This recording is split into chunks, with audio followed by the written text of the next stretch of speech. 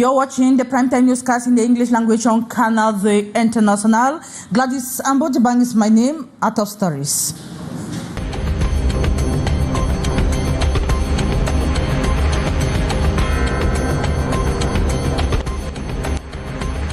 Two days into Cameroon's official electoral campaign, reactions in the streets of Douala are mixed, while some residents express frustration over the limited visibility of certain political parties. Others welcome the generally positive tone adopted by most candidates. A number of citizens remain worrying, viewing campaign promises as mere tools to secure their power. You shall have the reactions of some of the residents in this newscast.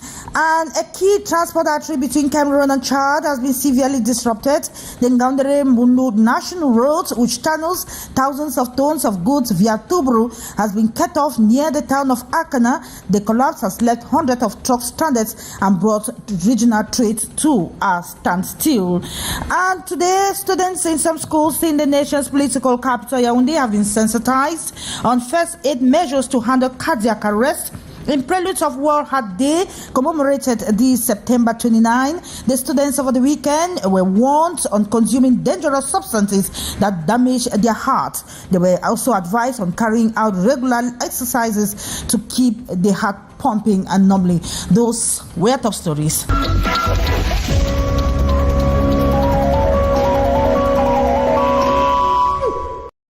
So joining us once again, you can watch us live on our social media handles, Facebook and YouTube. And we begin with our political page. 2 days into the official campaign for the upcoming October 12, 2025 presidential election. We have reactions in the streets of Douala that are mixed, while some residents express frustration over limited visibility of some political parties. Others welcome the generally positive tone adopted by most of the candidates. We have Sherifa Saleh, who went downtown at the city of Douala to get the reactions of some Douala city dwellers. Her report. In the streets of Douala, reactions to the ongoing presidential campaign are mixed just 2 days after its official launch. While some residents say they are yet to see real engagement from certain political parties, others feel encouraged by what they describe as a positive tone among most of the candidates. Il y a de quoi être intéressé. C'est plus calme, c'est plus doux. However, not all are buying into the optimism. Several citizens believe the upbeat messaging is just political strategy. Beaucoup sont issus du parti au pouvoir. Despite the mixed feelings, one point of agreement stands out, which is the desire for a better Cameroon. Ce que nous on veut, c'est le changement. Whether inspired or indifferent, many Cameroonians say they are looking forward to real change, regardless of who wins the presidency on October 12, 2025. And we move forward to Bamenda in the northwest region of Cameroon, where over the weekend, the Social Democratic Front Party, the SDF, officially launched its campaign in its region of birth. There we have the SDF presidential candidate, Joshua Ossi, who called on the population to vote for the party so that they can view change in Cameroon. Let's have the details in this report. Back to her roots, it is here in Bamenda that opposition SDF party was born in 1990.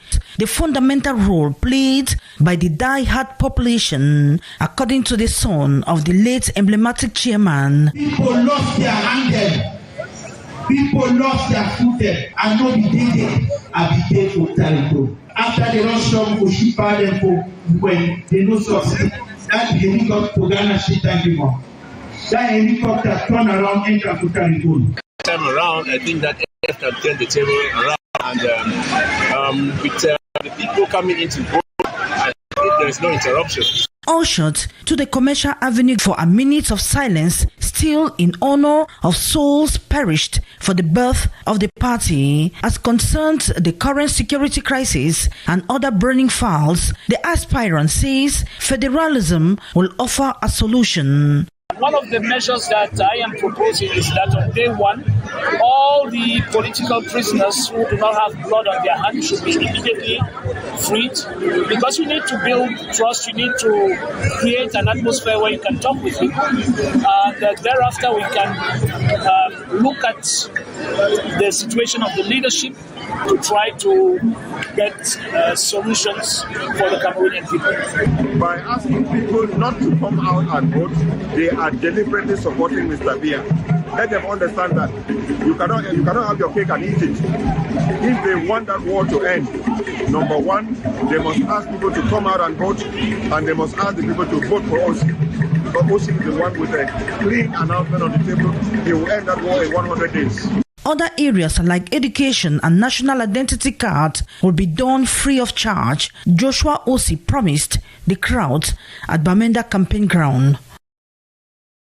And as campaigns ramp up ahead of the October 12 presidential elections, the October 12 presidential candidates or their representatives have begun receiving the funds for campaigns at the Ministry of Territorial Administration. They have been streaming in and out of that ministry this morning. Several political parties have been there. We have the CPDM, the SDF, the NURDP Universe Party, and MCNC parties, while the CPDM ruling or the CPDM says the disbursement actually process treats all parties equally. The SDF criticized the delayed payments of the political campaign funds, and the MCNC described the amount as insufficient.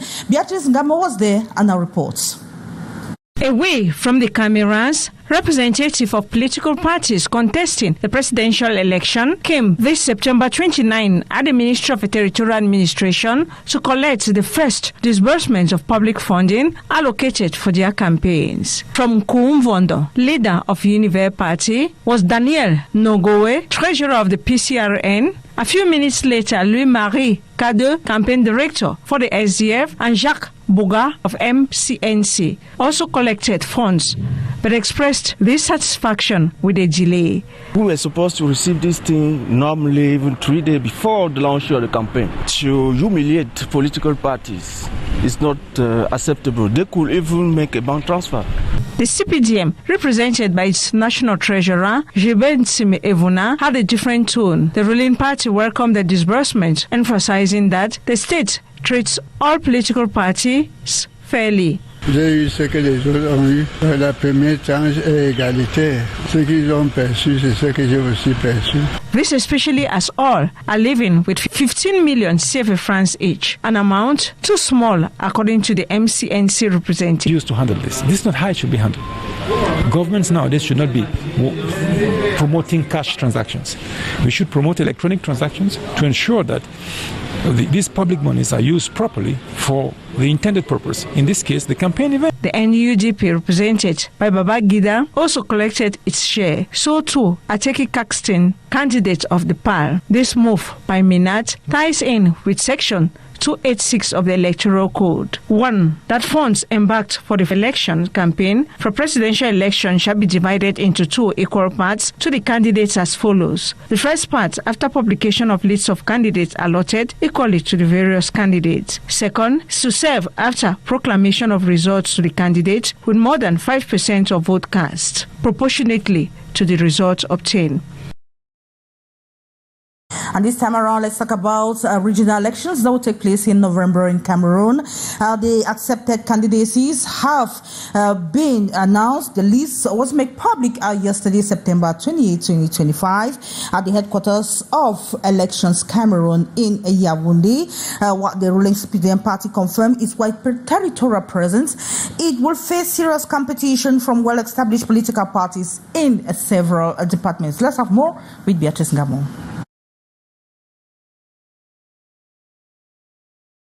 3 major contenders will be competing in the northern region. They include the CPDM, NUDP, and FSNC. Among the 75 accepted list of delegates, the ruling CPDM party claims the lion's share. In the west, the CGU will have to challenge the CPDM in the Noun division, their stronghold. Parce que là-bas, nous avons dans les conseils municipaux et l'UDC est parti pour gagner dans le Noun. The Central region, another tough zone. The Universe Party aims to win over the Young And so, while PCRN intends to reinforce its dominance in Nyong and Kele, the BRIC aspires to unseat the ruling CPDM in Fungi division.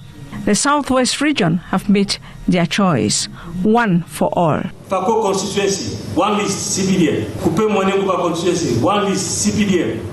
Libialem constituency, one list CPDM. Manu constituency, one list CPDM. Meme constituency, one list CPDM. And Dia constituency, one list CPDM. These accepted lists were made public Sunday, September 28 in Yaoundé during a ceremony that brought together Elecam's top management, leaders and representatives of political parties and others. 25 lists were rejected for reasons ranging from incomplete application to absence of required documents, among others. Les dossiers avaient été bien réceptionnés. Il ne manquait aucun élément. Les cautions avaient été payées. Maintenant, nous allons essayer de voir avec les notifications que Elecam doit nous remettre. Regarding the list of traditional rulers, 91 lists will be competing. 4 applications were rejected. Candidates whose files were not accepted have 5 days to file an appeal with the relevant administrative court in accordance with Article 189 of the Electoral Code. Have the possibility to challenge these resolutions before the administrative court within 5 days from this publication. This then paints the picture of how the upcoming regional elections will unfold in Cameroon next November 30th, 2025. And from politics, we move over to health. Today, Cameroon joined the rest of the world over to celebrate or commemorate World Health Day. And in prelude to the day, students in the nation's political capital, Yaoundé, were sensitized on first aid measures. To have the details with Haisen Chia from Yaoundé.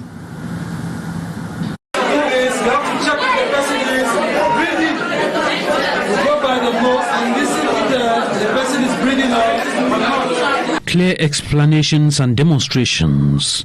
This is the methodology adopted to facilitate the assimilation of first aid gestures by these students. The expert of the day teaches them the reflexes to adopt and the conduct to follow in the face of a victim of a heart attack, the challenge to enable them to act quickly and effectively while waiting for health professionals to intervene.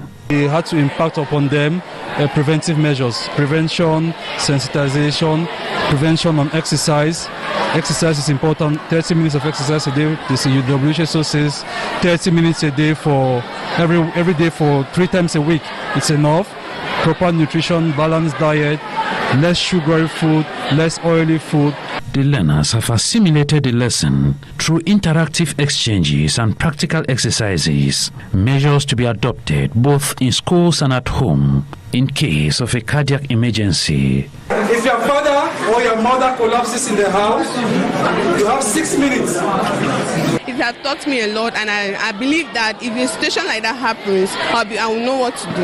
Yeah, I intend to teach others because it's a really good, it's a good situation that it will help many of us in any situation that happens. This is the goal sought by the Mercy Asombi Heart Foundation, a non-governmental organization to intensify awareness among young people around this silent disease, which remains one of the main causes of mortality in Cameroon. Especially among the young people, they have to know from the onset how to eat.